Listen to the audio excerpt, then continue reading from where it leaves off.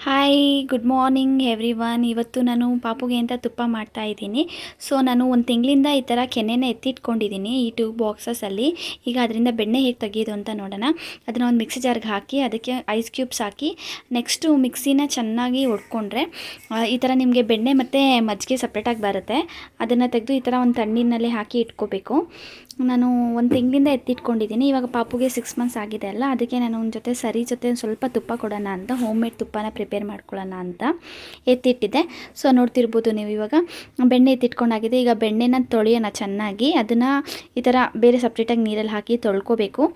ಈ ವಾಟರ್ ಕಾಣಿಸ್ತಾ ಇದೆಯಲ್ಲ, ಆ ವಾಟರ್ ಕ್ಲಿಯರ್ ಆಗಿ ಬರೋವರೆಗೂ ಬೆಣ್ಣೆನ ನಾವು ಚೆನ್ನಾಗಿ ಒಂದು 2-3 ಟೈಮ್ಸ್ ತೊಳ್ಕೊಬೇಕು.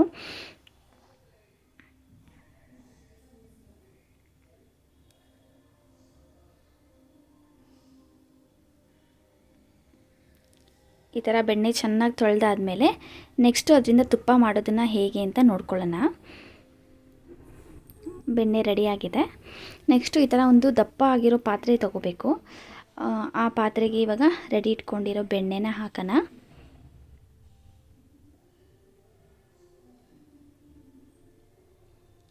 ತುಂಬಾ ಚೆನ್ನಾಗಿ ಬರುತ್ತೆ ಈ ತುಪ್ಪ. ನಾನು ಮುಂಚೆ ಒಂದು ಸತಿ ಮಾಡಿದ್ದೆ, ಇವಾಗ ಇನ್ನೊಂದು ಸತಿ ಮಾಡ್ತಾಯಿದ್ದೀನಿ. ಮಗುಗೆ ನಾನು ಔಟ್ಸೈಡಿಂದ ಕೊಡೋದು ಬೇಡ ಅಂತ ನಾನು ಮನೆಯಲ್ಲೇ ಮಾಡ್ಕೊತೀನಿ. ನೋಡ್ತಾ ಇರ್ಬೋದು, ಈ ಥರ ಬೆಣ್ಣೆ ಕರಗ್ತಾ ಇದೆ. ಎಷ್ಟು ಚೆನ್ನಾಗಿದೆ ಕಲರೆಲ್ಲ ನೋಡಿ. ನಾನು ಯಾವುದು ಕಲರ್ ಏನೂ ಆ್ಯಡ್ ಮಾಡಿಲ್ಲ. ನೆಕ್ಸ್ಟು ಇವಾಗ ಅದಕ್ಕೆ ಒಂದು ವೀಳ್ಯದೆಲೆ ಮತ್ತು ಸ್ವಲ್ಪ ಉಪ್ಪು ಹಾಕ್ಕೊಳ್ಳೋಣ. ಉಪ್ಪು ಹಾಕಿ ಇನ್ನೂ ಚೆನ್ನಾಗಿ ಕಾಯಿಸ್ಕೋಬೇಕು.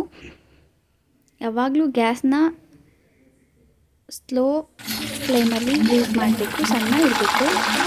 ಇವಾಗ ನಾನು ತುಪ್ಪ ರೆಡಿಯಾಗಿದೆ ಅಂತ ಒಂಚೂರು ನೀರು ಚಿಮ್ಮಿಸಿ ನೋಡಬೇಕು. ಈ ಥರ ನಿಮಗೆ ಸೌಂಡ್ ಬರುತ್ತೆ.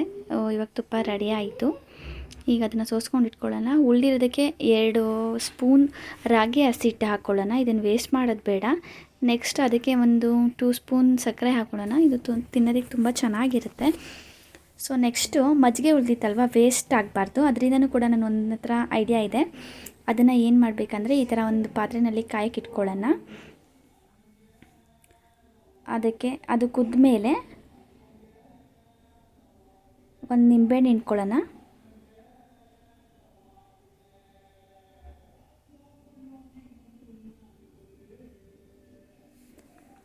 ಎಷ್ಟೋ ಜನಕ್ಕೆ ಗೊತ್ತಿರಲ್ಲ, ಬೆಣ್ಣೆ ತೆಗೆದು ಈ ನೀರನ್ನ ಬಿಸಾಕ್ತಾರೆ. ಆದರೆ ಈ ನೀರನ್ನ ಬಿಸಾಕೋ ಅವಶ್ಯಕತೆ ಇಲ್ಲ. ಇದರಿಂದ ನಾವು ಪನ್ನೀರನ್ನ ತೊಗೋಬೋದು. ಮತ್ತು ಈ ಪನ್ನೀರನ್ನ ನಾನು ಮತ್ತೆ ಸ್ವೀಟು ಆ ಥರ ಬೇರೆ ಏನಾದರೂ ಯೂಸ್ ಮಾಡ್ಕೊತೀನಿ. ಸಲಾಡ್ಗೆ ಅದಕ್ಕೆ ಇದಕ್ಕೆ ಹಾಕ್ಕೊಂಡು ಯೂಸ್ ಮಾಡ್ಬೋದು. ನೋಡ್ತಿರ್ಬೋದು, ಅಷ್ಟು ಹಾಲಲ್ಲಿ ಇವಾಗ ನಿಮಗೆ ಬಂತಲ್ಲ, ಹಾಲಲ್ಲಿ ಈ ಥರ ಒಡೆದು ನಿಮಗೆ ಈ ಥರ ಪನ್ನೀರ್ ಬರ್ತಾಯಿದೆ. ಅದನ್ನು ನೆಕ್ಸ್ಟ್ ತೆಗೆದು ನಾನು ಇವಾಗ ಒಂದು ಬಟ್ಟೆನಲ್ಲಿ ಸೋಸ್ಕೋತಾ ಇದ್ದೀನಿ.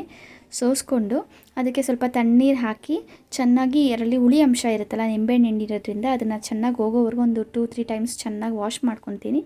ವಾಶ್ ಮಾಡಿಕೊಂಡು ನೀರಿನ ಅಂಶ ಹೋಗೋವರೆಗೂ ಗಟ್ಟಿಯಾಗಿ ಈ ಥರ ಹಿಂಡ್ಕೊಳ್ಳೋಣ. ಹಿಂಡಿದ್ಮೇಲೆ ಪನ್ನೀರ್ ರೆಡಿ ಆಗುತ್ತೆ. ಸೊ ನೋಡ್ತಿರ್ಬೋದು, ನಾನು ಎತ್ತಿಟ್ಟಿರೋ ಕೆನೆಯಿಂದ ಯಾವುದೂ ವೇಸ್ಟ್ ಆಗಿಲ್ಲ. ತುಪ್ಪ, ಪನ್ನೀರು ಮತ್ತು ಈ ಥರ ಒಂದು ಸ್ವೀಟ್ ಎಲ್ಲನೂ ಚೆನ್ನಾಗಿದೆ. ಈ ಟಿಪ್ಸ್ ನಿಮಗೆ ಯೂಸ್ಫುಲ್ ಆಯಿತು.